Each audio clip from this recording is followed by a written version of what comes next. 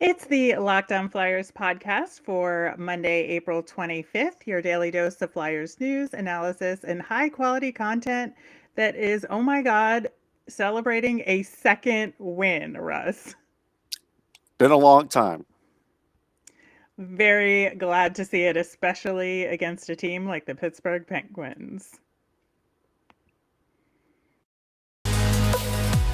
Your Locked On Flyers, your daily podcast on the Philadelphia Flyers. Part of the Locked On Podcast Network.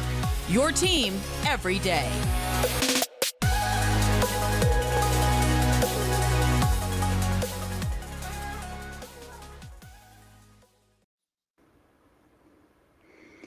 Hello, once again. I am Rachel Donner. You can find me on Twitter at rmiriam. I'm here as always with Russ Cohen, who's on Twitter at Sportsology.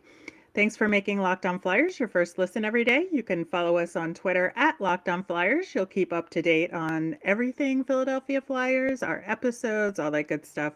You can also email us at lockedonflyers@gmail.com.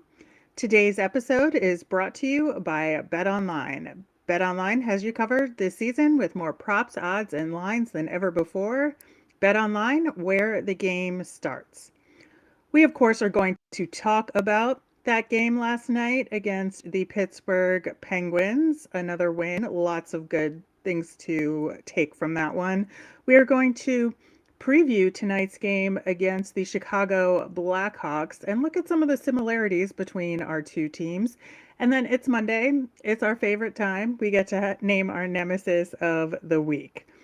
Locked On Flyers is free and available on Apple Podcasts, Spotify, Odyssey, wherever you are listening. So subscribe. You'll get all of our episodes here on the Locked On Podcast Network. All right, Russ. So suffice it to say, I think we can say without a doubt that this story of last night's game against the Pittsburgh Penguins was that kids line of Yep. Noah Cates, Morgan Frost, and Owen Tippett. Yeah, no question. They had a lot of jump. The Penguins didn't have any real answers for it. Mike Yo's coaching was just like keep throwing them out there, and Right. for the most part, it was working. Like the I just thought the work ethic on the Penguins was not up to snuff. But for whatever reason, the kid line was definitely taking away their will.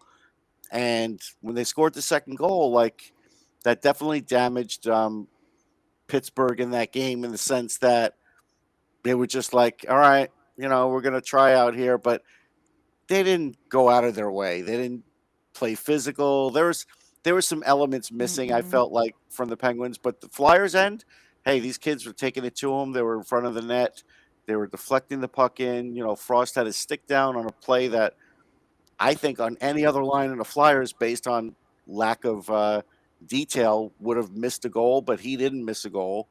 So yeah, this line was good, and you know, um, after after Frost and Tippett spoke, I left because I wanted to get home for this. And in the hallway, I saw Noah Cates coming, and what I saw was when all three guys saw each other, they high fived each other in the hallway, Aw, I love and that. and that's great because it's like at least we know there's one line having fun on this team.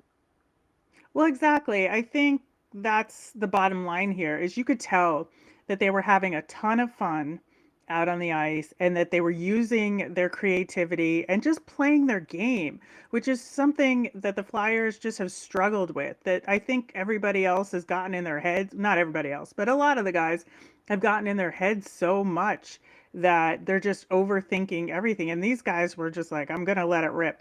And the thing that made me, I think, the happiest about it. I know Noah Cates, and deservedly so, gets like the big kudos for this game with 2 goals and assists. The thing that playing with Owen Tippett and Noah Cates is Morgan Frost. He Yeah. was able to let go too. He had a goal and 2 assists in this game. And I just felt like this was finally the thing that was able to get him going in a really positive way, that he was again playing to his strengths, he was winning battles, he was just doing all these things that I think he just had felt smothered for so long, that this line and playing with these new guys has just set him free in a way. Yeah, the confidence was flowing. I think Frost was the catalyst for the line. He was making some amazing passes. His skating Mm-hmm. was good. He was paying attention to every little detail. I don't think he has felt this confident all season. I think for whatever reason, right now, it's flowing. So you could see when it is what he can do. And I think fans have to understand that because I know some of them expected bigger things out of Frost this year. But again, you never know when something is going to hit. But it does look like it's hitting for him now. And he's a lot more at ease. He's a lot more at ease on the ice. He's a lot more at ease when he's getting interviewed. It makes a big difference. It absolutely does. And I think that was pretty infectious on the team in Yeah. terms of growing the confidence of the other kids that are out there. And I would say on the defensive side as well. I think Ronnie Attard has shown some steady improvement. He was struggling at Hmm. first, and I don't think he's 100% there yet, but I No. do think he's made significant strides and he made some really impactful plays in this game, breaking up some Penn's chances. I think Hogberg continues to play a really solidly, mindful game Just a out simple game. there. He plays Hmm. a simple game, and he's an easy guy to plug in there. Exactly. And it's giving him such tremendous experience to Yep. build that confidence at the NHL level so he can come back and who knows what he'll do at camp next year, but I think this has definitely been good for his development. And again, I think Zamula is hilarious to me just because he's so obvious out there because he's big. But I think that, he was doing his thing out there as well, even though he wasn't maybe as noticeable as the other guys. I think that, he didn't make any huge glaring mistakes. And again, he was just playing his game as well. No, he's a free spirit. Like there's a lot of good in Zamula's game, and for the most part, Sandheim had a good game. That play early on, though, he made a terrible decision Yes, first period where he could have had an easy goal and then ran out of real estate and tried to pass it back to Nate Thompson. And I think everybody thought at that point, you can't squander this against the Penguins because you may not get another chance. Luckily, it didn't turn into that. yeah, and that's a thing that I thought was also good about this game is that I did notice that at first I felt like they had some zone entry problems Hmm. and zone exit problems in the defensive zone, Oh just yeah. making errant passes, and the Pens would get a chance off it or at least get, a secondary option there for them. But they recovered from these things this game. And I know like the Pens did not have a good game and they were struggling and they couldn't make things connect. And I think they had problems getting the puck on the stick effectively a lot of times in this game. But I also do want to give them Flyers credit for No, playing they well. deserve credit. They Yeah. cleaned up their own mistakes, and that's really all you Mm-hmm. could worry about. And they did that. The interesting thing to me was when Crosby finally scored, I noticed he had an earpiece in. So I'm assuming he was mic'd up for like TNT. Ooh, interesting. And because they did a blow up on the scoreboard showing him after he scored. And I immediately tweeted, well, there's no doubt he was going to score if he knew he was mic'd up for the game. Like I could just tell there was a Probably. little extra effort by him in that on that last. I think there was a power play goal. I think it was. I just could tell he put in a little extra effort there because he knew he was on television. So if that's not the case, I don't know what the earpiece was there, but he had a black earpiece in his ear. So All right. Well, unfortunately, Martin Jones did not get that shutout due to that Crosby goal, but he still had a tremendous game, made really good some game. excellent saves, and man, a Louis lot of Domingue, Louis Domingue, eh. not so good. Well, there were a lot of shots in this game overall. It was 43 to 38 in the end. Flyers up on shots, but the Flyers doubled up on high danger chances for on the Pens, 14 to 7 at Yeah, 5-on-5, and it and wasn't that that is way the whole game. tremendous. It is. It Hmm. wasn't that way the whole game. It definitely wasn't that way by the end of the first period. But then things really did change. So I give the Flyers credit. They deserve these back-to-back wins. And let's see if they can keep winning. Because again, it's not going to affect the draft stuff. I know people are probably mad. They should not be mad. No, not at all. Well, speaking of potentially keeping on winning, there's another game tonight, and we will be talking about that game against the Chicago Blackhawks next.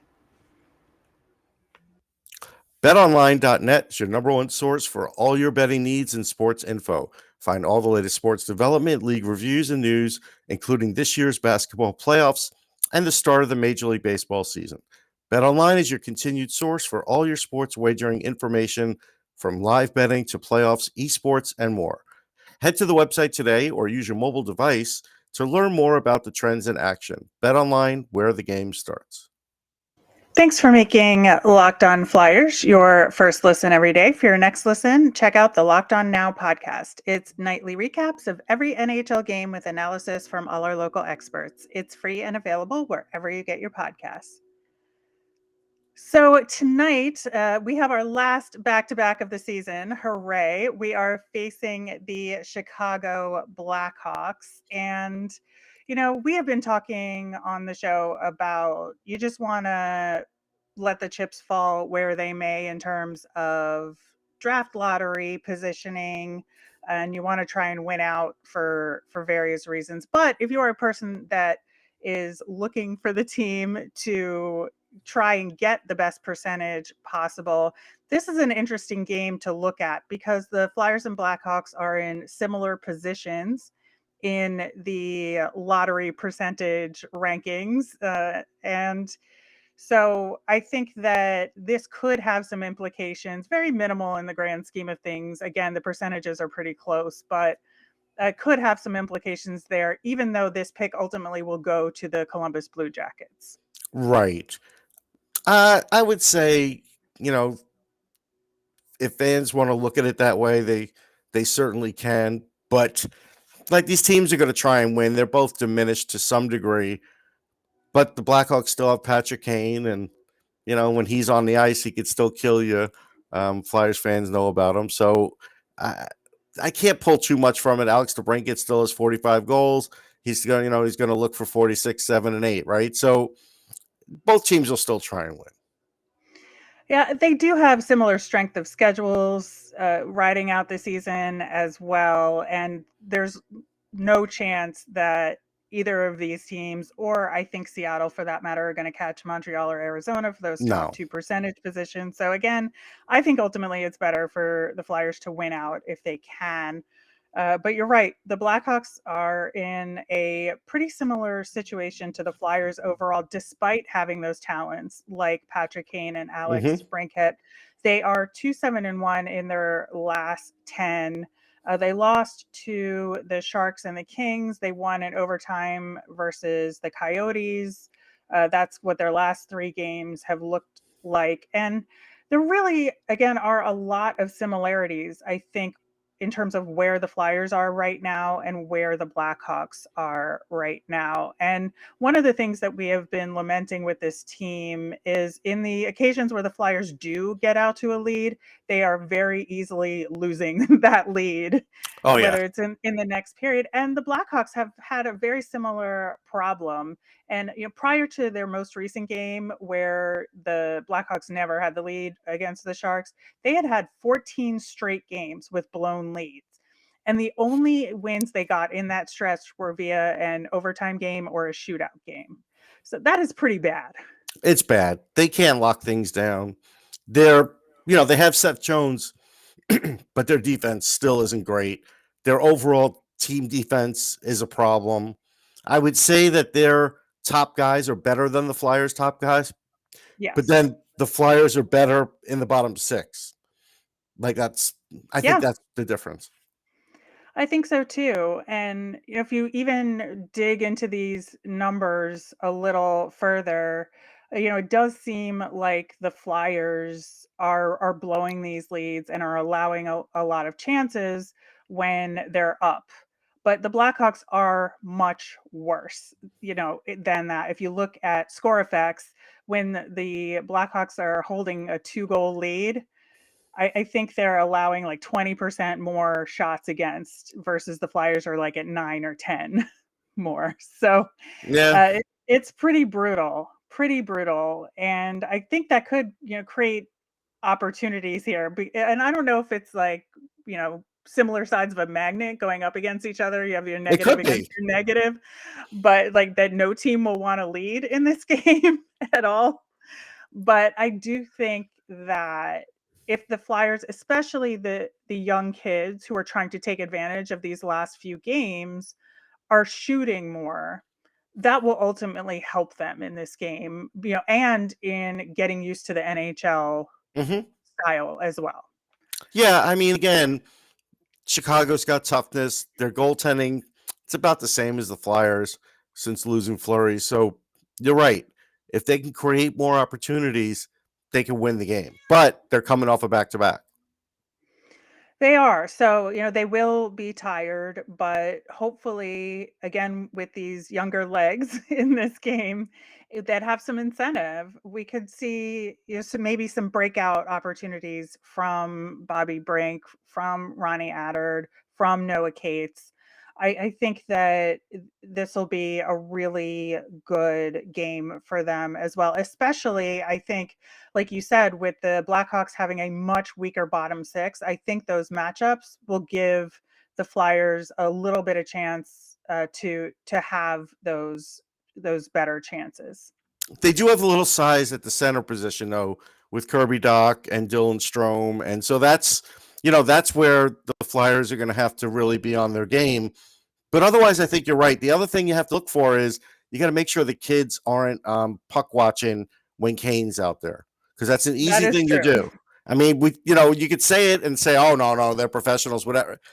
There's still something about when Patrick Kane's out there doing Patrick Kane things that you have to really try and not pay attention to that and stop him. But it's hard. It is hard. It's hard, especially on the road. Yes. So there's one more similarity that I thought was really interesting between the Flyers and the Blackhawks right now, and that both teams have an interim coach. And, Derek King was brought on in November to replace Jeremy Colleton, who was fired when they got off to a really awful start. They were like 1-9 at the beginning of the season. And the way that the Blackhawks have chosen to hire coaches, especially for an interim, is to promote their AHL head coach, which the Flyers did with Scott Gordon. Remember when Dave Haxtell got fired, but ultimately decided not to keep Gordon in that position, whereas the Blackhawks kept their AHL coach. And Right. Derek King is obviously a longtime NHL player. Then he was a player coach for a while, got some player development experience in the AHL, but has struggled a little bit making that transition to more of a head coach, and he's learning on the job. Whereas Mike Yeo, coming in as an interim, was a former NHL head coach who was an assistant coach for the team. And I just wonder, given where that both of these teams wound up in similar positions, can we learn anything from the approach to replacement coaches between these two franchises? I mean, we could learn that most of the time it doesn't work. We could learn that most of the time it's just a Band-Aid, Andrew Burnett aside. We could Hmm. learn that most of the time these guys don't necessarily have the ears of the veterans, and especially the ones that are out the door in a couple of weeks. So I think similar to the Flyers, I think the Blackhawks will probably be on a coaching search too. And so I think both teams will be on that same footing the minute the season ends. Yeah, and I do wonder about that in terms of these two teams competing for available coaches. And do you think they'd be looking for a similar style coach? I do, because I do think ultimately at their core, they want to play similar hockey. If you look at the guys they have, they can't get rid of certain guys either. They may not even be able to get rid of Jonathan Taves, right? And he's the one Hmm. that's really not the same since his illness, whatever that may have been. So they have to bring in somebody that's got to like work with these veterans, has to bring along youngsters that they're going to bring up, and they're not as deep as they used to be. So that's a problem. So they're almost identical. Yeah, and that's where I wonder for the Flyers, obviously we don't know what they're going to do in the offseason yet, but we're hoping that they either buy out or are able to trade JVR.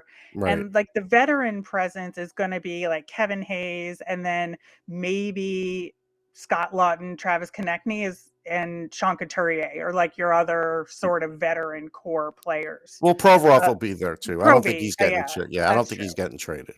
That's true. And Sanheim is getting to be He's getting there, but veteran-ish he's not quite status, but there he's yet. not. Yeah, exactly. So and then we'll have a bunch of young guys and maybe who knows who. And we left Chuck Fletcher Ryan is gonna Ellis go out on after. purpose because we We just don't did. know. We don't know. So I think that there will be a need for the Flyers' next coach to have a balance of dealing with some veterans who maybe haven't reached their full potential collectively and have to bring on young players. And that's a difficult balance. It is a difficult balance. And it's the kind of balance you have to have when you have a team that's capped out year after year, like the Blackhawks, excuse me, like the Flyers. And then you're trying to mix young talent and aging talent. It's not ideal. It's not what you really want to have in this league, but they do. And so I think you both, neither team can go with a younger kind of unproven coach. And not that Derek King's that, but he's probably more unproven. He's not young. But I think they have to go with bigger names because I think that's the only kind of guys that are going to be able to sort of like shovel through some of that.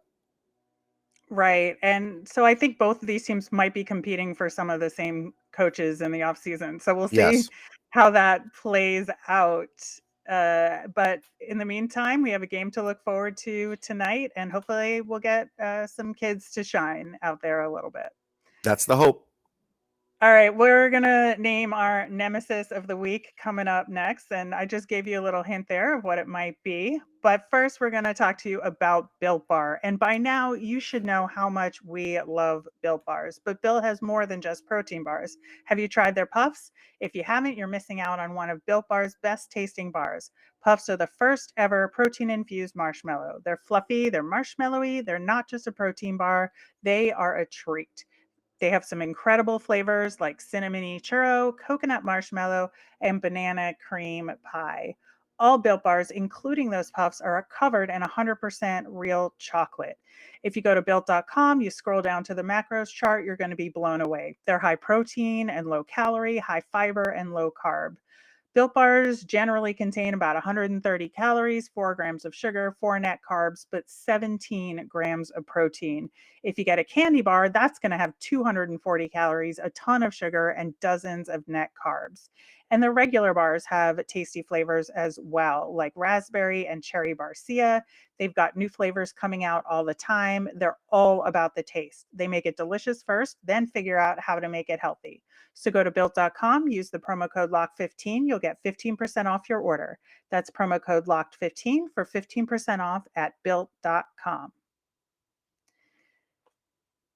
All right, Russ, it's that time again. I'm so excited. We always name our Nemesis of the week on Mondays. If you're newer to the program, we look at the hockey landscape, what's going on for the Flyers for the upcoming week, and say, who is our enemy or frenemy, as the case may be, for this upcoming week. And last week, I talked about Canada a little bit.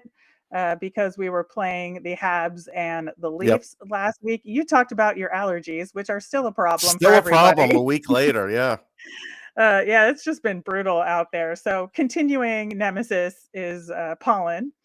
But for this upcoming week, for me, I think the Nemesis is the Flyers' ability to finish out strong.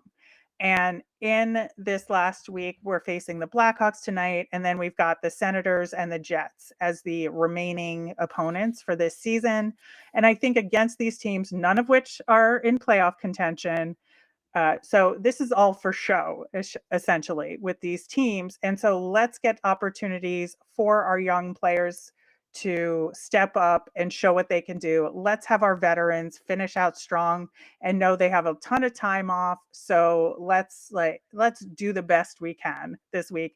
And I don't know if the Flyers can do that. And that's why I'm saying it's a nemesis. Like, can they finish out strong? Yeah, I'm going to say something similar, but in a different way. I'm going to say complacency would be the nemesis. Complacency from the team, from the media, from the fan base, knowing that the season's going to end, knowing that the playoffs are going to start.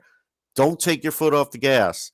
media, don't stop asking questions. Don't stop digging in as to what the team's offseason plan is. Keep asking, keep at it, keep the fans engaged, because otherwise it's going to be very easy to lose the Flyers fans over the summer, and getting them back isn't going to be the easiest thing, also depending on how far the 76ers go in the playoffs. So this is a pivotal offseason really for the Flyers, keeping their fans engaged, media keeping their fans engaged, and us too.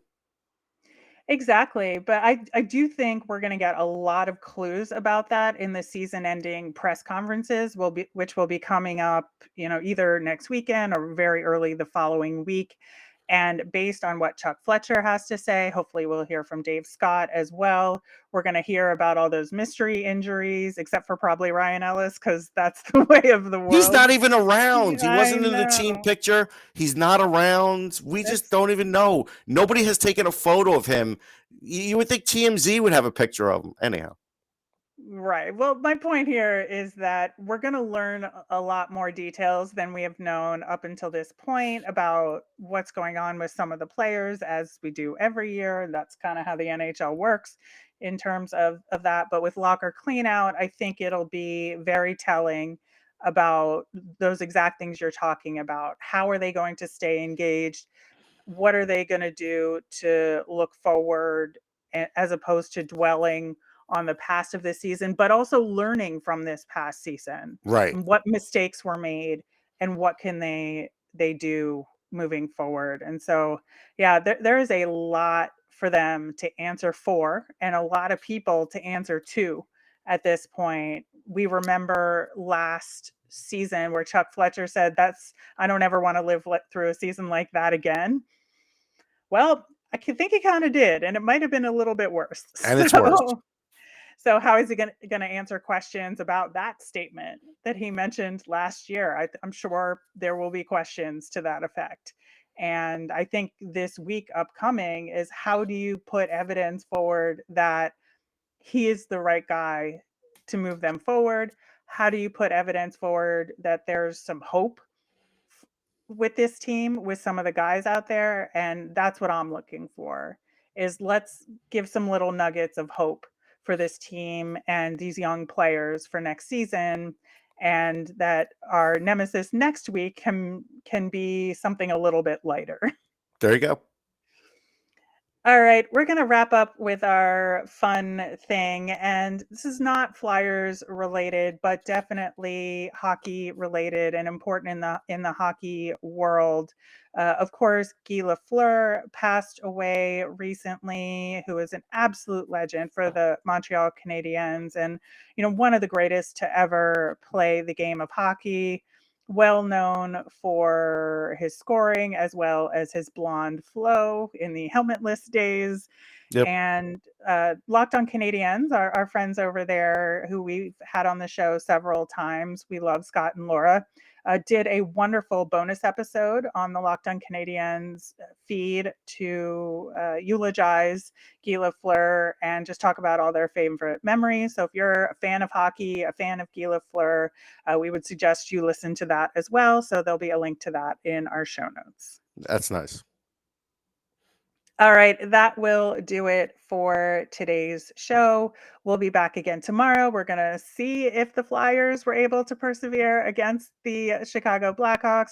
We're going to talk about the Phantoms getting close to wrapping up their season as well. As a reminder, we always want to hear from you. Send us in your mailbag questions via Twitter at LockedOnFlyers, or you can email us at lockedonflyers@gmail.com. I'm Rachel. I'm on Twitter at rmiriam. That's RMIRIAM. I'm Russ. I'm at Sportsology, SPORTSOLOGY. You made us your first listen today. Now make your next listen Locked On NHL. It's all the news and insight from around the league from our NHL hosts, including team spotlights as we head into the playoffs. Subscribe wherever you get your podcasts.